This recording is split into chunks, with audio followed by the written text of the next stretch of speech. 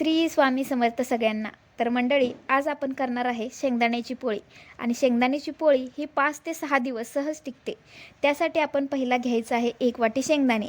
आणि या शेंगदाण्यामध्ये किडके, कुबट शेंगदाणे काढून टाकायचे, कारण त्याने शेंगदाण्याची पोळी कडू होऊ शकते।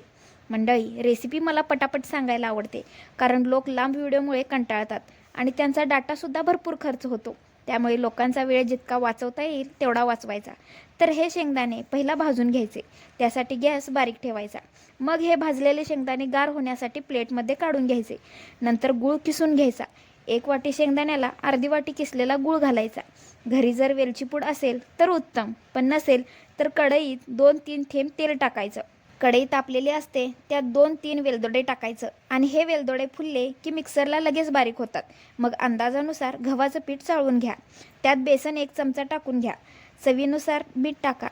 हे सर्व पीठ तुम्ही जसं चपातीचं मळता तसं मळून घ्या। पीठ जास्त घट्टही नको किंवा मऊही नको, मीडियममध्ये असावं। हे पीठ थोडा वेळ बाजूला ठेवा। तोपर्यंत आपण शेंगदाणे स्वच्छ करून ते पाकडून घेऊ। शेंगदाणे आहे असे घातले तर पोळी काळपट दिसते व थोडा कडवटपणा जाणवतो। मग त्यानंतर फुललेले वेलदोडे बारीक करून मग त्यात शेंगदाणे घालायचे आणि थोडं थोडं बारीक करून घ्यायचं। शेंगदाणे असे वर खाली करून बघायचं, मोठे राहिले आहे का, राहिले असतील तर परत बारीक करून घ्यायचं। मग त्यात किसलेला गूळ अर्धी वाटी घालून घ्यायचा। त्यानंतर थोडा जायफळ चवीपुरतं घालायचा। जास्त जायफळ वापरू नका। जिथे गुळाचा वापर करता तिथे थोडा जायफळ नक्की वापरा, म्हणजे चव खूप छान येते। परत हे सगळे मिश्रण मिक्सरवर बारीक करून घ्या। जर मिक्सरवर बारीक झालं नाही तर ताटामध्ये काढून एकजीव करून घ्या। मग आपण मळून घेतलेले पीठ पुन्हा एकदा थोडं मळून घ्या।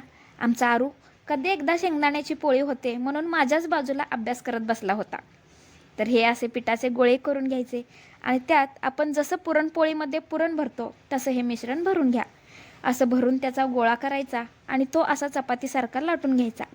तव्यावर थोडे तेल टाकायचे। मग आपली ही पोळी भाजून घ्यायची। एक महत्त्वाची गोष्ट लक्षात ठेवा, शेंगदाण्याची पोळी भाजताना गॅस मोठा ठेवायचा नाही किंवा बारीकही ठेवायचा नाही, मीडियम गॅसवरच ठेवायचा। वरून थोडं तेल लावून दोन्ही बाजूंनी भाजून घ्यायचं। अशी ही पोळी भाजून घ्यायची, जास्त करपवायला नको याची काळजी घ्यायची। तर आपली शेंगदाणा पोळी तयार आहे। ही शेंगदाण्याची पोळी तुम्ही दूध किंवा तुपासोबत खाऊ शकता।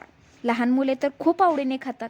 लहान मुलांना शेंगदाण्याची पोळी खूप फायद्याची असते। जर तुम्ही कुठेही 2-3 दिवस बाहेर जाणार असाल तर शेंगदाणा पोळी तुमच्यासाठी उत्तम पर्याय होऊ शकते, कारण 4-5 दिवस शेंगदाणा पोळी सहज टिकते। तर तुम्ही शेंगदाणा पोळी करत असाल तर उत्तमच, पण जर कधी केला नसेल तर नक्की ट्राय करून बघा। आणि रेसिपी आवडली तर नक्की कमेंट करून सांगा। भेटू पुढच्या व्हिडिओमध्ये। श्री स्वामी समर्थ।